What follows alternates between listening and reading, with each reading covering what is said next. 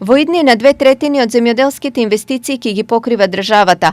Ова го предвидуваат новите мерки на Министерството за земјоделство со кои би требало да се поттикнат земјоделците да ги користат парите од ИПАРД програмата. Најновиот повик за кој државата покажа голема широкоградост овозможува инвестиции во примарното земјоделско и сточарско производство, вклучително и инфраструктурни зафати. Денес го распишува третиот јавен повик од ИПАРД 2 програмата по мерка 1, а тоа е модернизација на земјоделските стопанства, со тоа што на располагање на потенцијалните апликанти им се 11,8 милиони евра. Од средствата кои ќе бидат кофинансирани, 75% ќе бидат обезбедени од ИПАРД програмата, а 25% од средствата од буџетот на Република Македонија. Ќе напоменам во оваа прилика дел од можностите за инвестиции кои што може да бидат прифатливи преку оваа мерка која што денеска се распишува преку ИПАРД 2 програмата.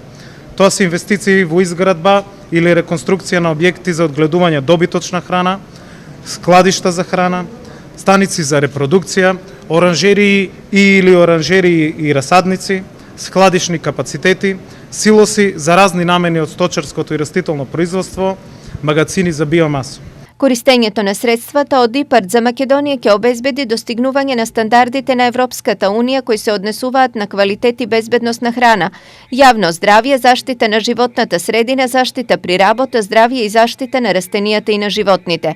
Сепак извесно е дека и покрај големиот процент на неповратни средства кои државата ги нуди, голем дел од земјоделците и овој пат нема да аплицираат за ИПАРД. Причината е едноставна.